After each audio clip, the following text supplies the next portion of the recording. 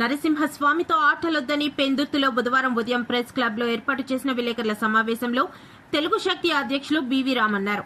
అందమైన విశాఖ నగరంలో కొండలన్నింటినీ ప్రభుత్వం పిండి చేస్తుంది. భారీ యంత్రాలతో పెద్ద పెద్ద కొండలను సైతం తవ్వుతూ నేలమట్టం చేస్తుంది. గత ప్రభుత్వం రిషికొండ నేలమట్టం చేస్తే గగ్గోలు పెట్టిన తెలుగుదేశం పార్టీ నాయకులు ఇప్పుడెందుకు మౌనం వహిస్తున్నారని తెలుగు శక్తి ప్రశ్నిస్తుంది. ఏదేమైనా భగవంతుడితో ఆటలాడుతున్న ఈ ప్రభుత్వానికి సింహాద్రి అప్పన్న గుణపాఠం చెప్తారని రామ్ జోస్యం చెప్పారు. డేటా సెంటర్ పేరుతో కొండలన్నీ నుజ్జునుజ్జు చేస్తుంటే ఎన్నో సంవత్సరాలుగా విపత్తుల నుంచే విశాఖను కాపాడుతున్న కొండలన్నీ కనుమరుగు కానున్నాయి. దీంతో పర్యావరణ సమతుల్యత దెబ్బతిని తీవ్ర ఇబ్బందులు ఎదురయ్యే ప్రమాదం ఉందనే ఆందోళనలో ప్రజలు ఉన్నారు. సింహాచలం దేవస్థానంకి చెందిన సర్వే నెంబర్ 275లో ఉన్న 5280 ఎకరాలలో 161 ఎకరాల భూమిని డేటా సెంటర్ పేరుతో ప్రభుత్వం లాక్కుంది. ఇప్పుడు ఈ కొండపై ఇష్టారాజ్యం తవ్వకాలు జరుగుతున్నాయి. అందరికీ ఉదయపూర్ నమస్కారాలు. నేడు ఈ ప్రెస్ మీట్ పెట్టడం ముఖ్య ఉద్దేశం, ఏదైతే సింహాచలం భూములు గూగుల్ డేటా సెంటర్కి కేటాయించారో దాని తెలుగు శక్తి పూర్తిగా ఖండిస్తుంది. ఎందుకంటే సర్వే నెంబర్ 275లో 161 ఎకరాల భూమి ఇవ్వడం జరిగింది. మరి నాడు ఋషికొండలో గుండు కొట్టిస్తున్నప్పుడు ఆ ప్రభుత్వం నాడు గగ్గూలు పెట్టిన ఈ తెలుగుదేశం పార్టీ నాయకులు నేను ఎందుకు సింహాచలం కొండపైన వేళ కొండ కొడుతుంటే ఎందుకు మాట్లాడటానికి ప్రశ్నిస్తున్నాం. మరి ఈవేళ డెఫినెట్గా ఆ కొండ కొట్టేయడం వల్ల రేపు నీరు ఎక్కడ ఎలా అవుద్దో అనేది స్టాప్ అయిపోతుంది. మరి ఈవేళ హిందూ మనోభావాలు దెబ్బతీస్తున్నారు. మరి ఒక సింహాచలం లక్ష్మీనరసింహ పుణ్యక్షేత్రాన్ని ఈవేళ వాళ్ళ స్వార్థాలకి వేళ దేవుడు భూములు ఇస్తున్నారంటే నాడు ప్రజలు విశ్వాసంతో దేవుడికి భూములు ఇచ్చారు తప్ప ఈ భూములు రానున్న రోజుల్లో ప్రభుత్వాలు దాడదం చేస్తారని ఇవ్వలేదు. మరి వేళ ప్రభుత్వం గూగుల్ డేటాకి కేటాయించిన భూమిని వెనక్కి తీసుకోవాలని చెప్పి డిమాండ్ చేస్తున్నాం. ఈరోజు పర్యావరణాన్ని పూర్తిగా నాశనం చేస్తూ వేళ కొండలు తవ్వేస్తున్నా సరే వాళ్ళు చేస్తున్నారంటే నిజంగా పర్యావరణ శాఖ మంత్రిగా ఉన్న పవన్ కళ్యాణ్ గారు జరుగుతుందో తెలియదు అర్థం కావట్లేదు. ఒకటే కోరుతున్నాం, హిందూ మనోభావాలను గౌరవించాలి. ఏదైతే విశ్వాసం ఉందో ఆ విశ్వాసాన్ని గౌరవించాల్సిన బాధ్యత ప్రతి ఒక్కరిపైన ప్రభుత్వం పైన ఉంది. మరి వేళ చంద్రబాబు నాయుడు గారు లోకేష్ గారు ఎందుకు ఇలా చర్యలు తీసుకున్న అభివృద్ధి పైన మాకు అర్థం కావట్లేదు. అభివృద్ధిని అర్థం కాదు, అభివృద్ధి చేయండి, కానీ దేవుడు భూములపైగా వెళ్ళకూడదని తెలుగు శక్తి కోరుతుంది.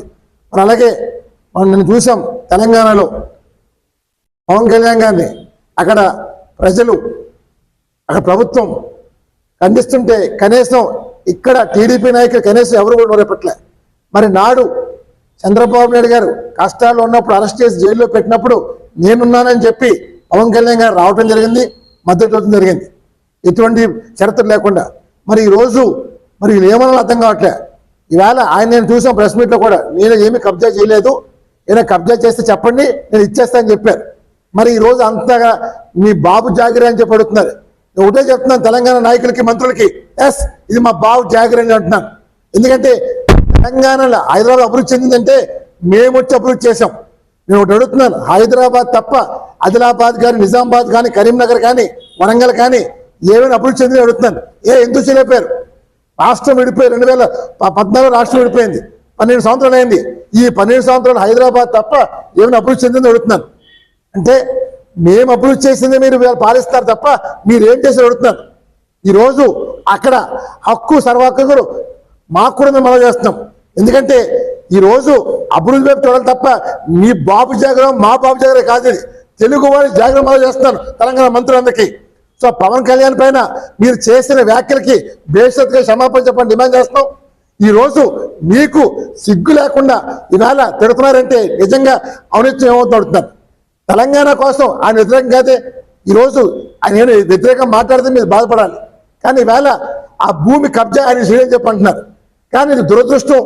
ఆంధ్రప్రదేశ్లో ఇవాళ టీడీపీ రావడానికి అధికారం రావడానికి పవన్ కళ్యాణ్ పాత్ర ఉంది, లేదు అని మాత్రం నన్ను. ఎందుకంటే నాడు ఈ టీడీపీ నాయకులందరూ భయపడి ఇంట్లో దాక్కునే సమయంలో పవన్ కళ్యాణ్ వస్తే దారిలో అడ్డుకుంటే నడి రోడ్డు పైన అర్ధరాత్రి పడుకున్నారు.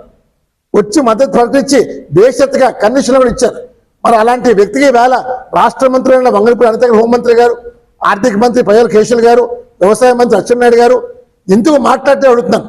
అంటే ఇవాళ మీ విషయం వచ్చేసరికి ఇలా మాట్లాడుతూ ఉంటాను. నేను ఒకటే చెప్తున్నాను, పవన్ కళ్యాణ్ గారు గతంలో నా పైన జరిగిన దాడి అప్పుడు కూడా చంద్రబాబు గారు లోకేష్ స్పందించలేదు.